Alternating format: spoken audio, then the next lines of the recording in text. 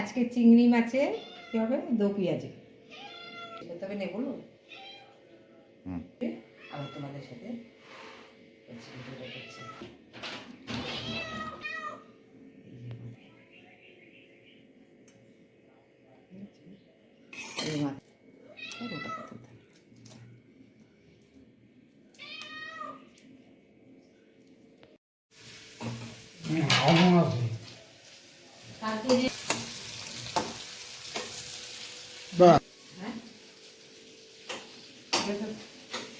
বাবাকে দিলাম, একটা ভাই জানা ভেঙে হয়ে গেছে।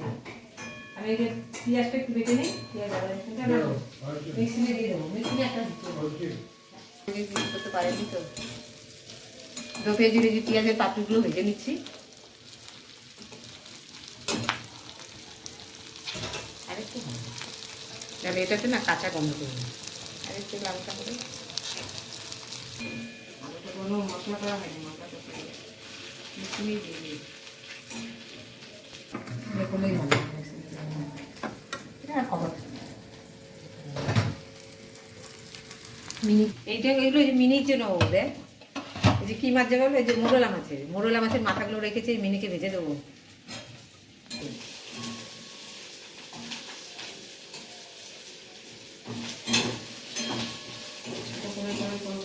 আরে এই যে কড়াই তো বাবা, এই যে মাছ ভাজলে দেখ কড়াইটা ফুটে যাচ্ছে। কড়াইটাকে এখন ভেজে নেবো না। এই যে পেঁয়াজের এই যে পাখিগুলো ভেজে রাখলাম, ভেজে তুলে নিলাম। কড়াইটা ধুয়ে নিই, দেখ কড়াইটা করেছে একদম। পেঁয়াজটা আছে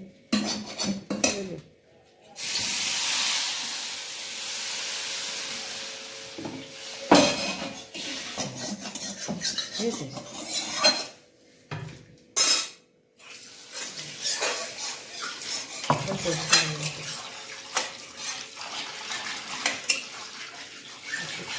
কলবার দিতেই এলো মানে ছুটি দিয়ে এসে করলাম, পরিষ্কার হয়ে গেলো একদম।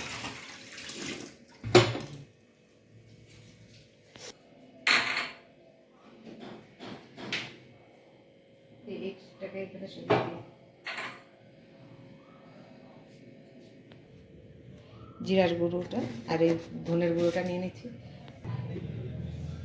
বেশি দেবো না, ওই মশলা থাকবে তো, জন্য অল্প মশলা কেটেছি দেখো।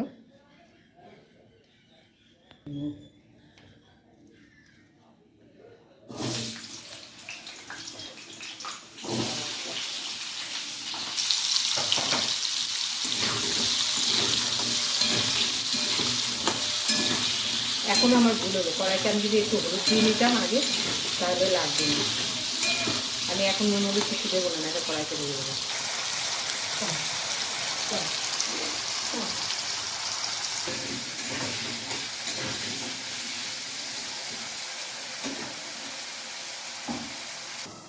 আর এটা বলে নুন দিয়ে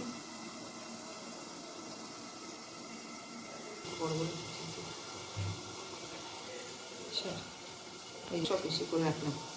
জিরার গুঁড়ো, ধনের গুঁড়ো, হলুদ, নুন সব দিয়ে দিয়েছি। এবার শুকনো লঙ্কার গুঁড়োটা দিয়ে দেবো।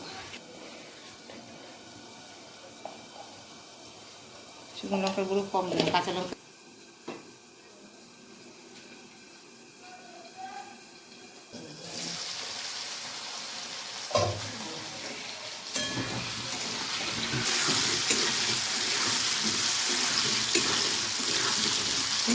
হলুদ দিয়ে নিতে হবে আগে। নুন হলুদটা দিয়ে দিলেই একদম কড়াইতে পুরো লেগে দিতে। এই যে হলুদ দিয়ে দিলাম, নুন হলুদ দিয়ে দিলাম।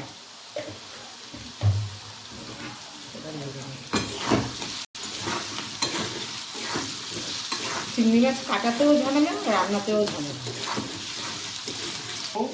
কাটো, ধো, ভাজো, রান্না খাবে। চিংড়ি মাছ কাটতে যতটা ঝামেলা, এই রান্না এইভাবে ওইভাবে সব রকমভাবে কী করেই রান্না হয়, নাহলে রান্নাতে টেস্ট আসে না। তা একদমই সাদা সময় ধরে রান্না করতে হয়, রান্না অত তাড়াতাড়ি হয় না। আমি শুধু এই চিংড়ি মাছটা নিয়েই বসছি, আমি কতক্ষণ হয়ে গেল বলতো, অনেকটা সময় লেগেছে। বাঁচতে তো অনেকটা বাঁচতেই 8 ঘন্টা সময় লেগে গেছে মাছটা। তাও আমার এখন পেঁয়াজ আর বেশি আদা রসুন করা হয়নি, তাই মানে মশলাটা করে নিচ্ছি। মিক্সিংয়ে করলে আর মশলাটা করে নিয়ে এটা তুলতে হবে না, বুঝলি তো। বুঝলি, মশলাটা তুলতে হবে না। আর এই তেজপাতা আর এলাচ দিয়ে দিয়েছি, দারচিনি দিলাম। এর মধ্যে আর ফোড়নে আর কিছু দেবো না।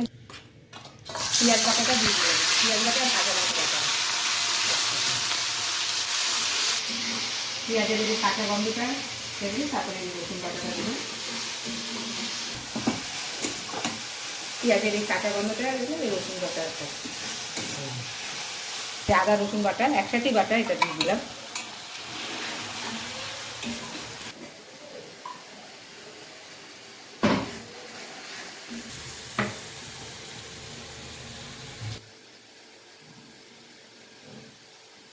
এই যে সব মশলা ভিজিয়ে রেখেছিলাম, ধনে জিরে হলুদ,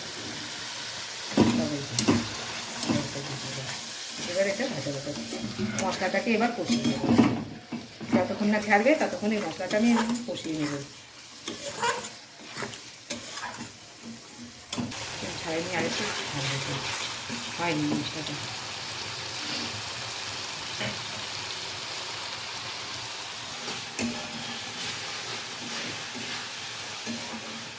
আর কাশ্মীরি লঙ্কার গুঁড়ো আমি সব রান্নাতে দিই না, ওটা রান্নাতে আমি কাশ্মীরি লঙ্কার গুঁড়োটা দিই না, দিই না। ওগুলোর মধ্যে মানে দেখায় যে কুটনি এই সেই মানে অনেক কিছুই কোম্পানিরই দেখায়, এগুলোর মধ্যে কালার মেশানো থাকে, যার জন্য আমি সব রান্নাতে প্রত্যেক দিনে ব্যবহার করি না। সামান্য একটু জল দিয়ে দিই, কড়াইতে লেগে যাচ্ছে মশলাটা।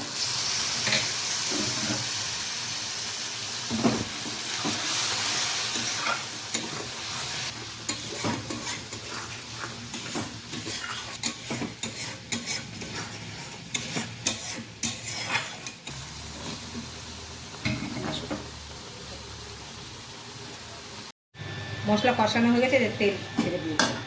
এই মশলা থেকে দেখো তেল ছেড়ে দিয়েছি, এবার আমি আলুগুলো দিয়ে দেবো।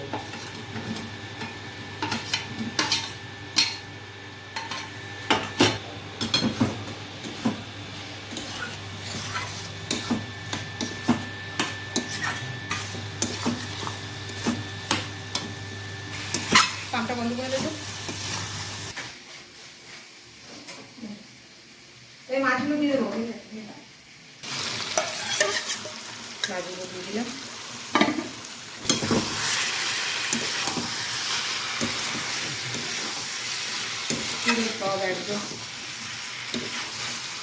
সব একদম একদম সব মাথা মাথা হয়ে গেছে। এই দেখো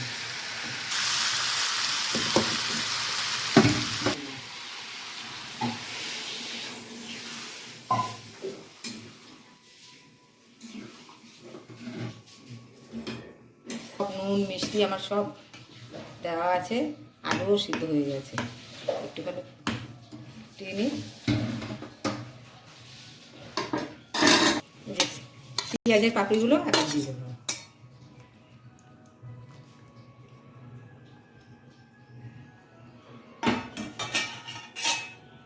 একটু ফুটলেই এবার হয়ে যাবে আমার সব, পুরো সম্পূর্ণটাই সব ঠিকঠাকভাবেই আমি সব দিলাম, তোমরা তো দেখলেই।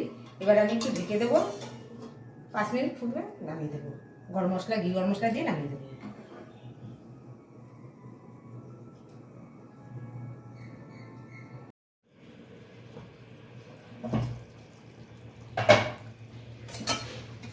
এই দেখো, এই যে আমার পুরো রান্নাটাই যে কমপ্লিট হয়ে যায়। দেখো এবার আমি গরম মশলাটা দিয়ে দিচ্ছি।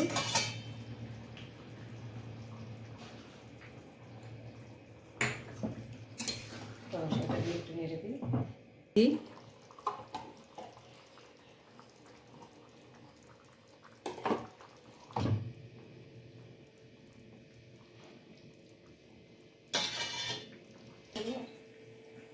আমার এই যে পুরো রান্নাটা এই দেখো হয়ে গেছে।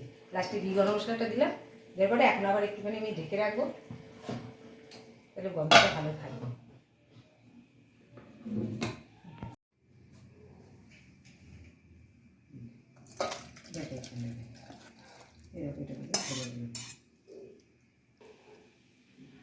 এই লাইটটা ধরা শুনে, হ্যাঁ তো লাইটটা জ্বলছেই তো, দেখা যাচ্ছে। এই যে দেখো বন্ধুরা, এই যে আমার রান্না কমপ্লিট একদম একদম পেঁয়াজি। এই যে চিংড়ি মাছের দো পেঁয়াজি একদম রান্নাটা আমার একদমই কমপ্লিট হয়ে গেছে।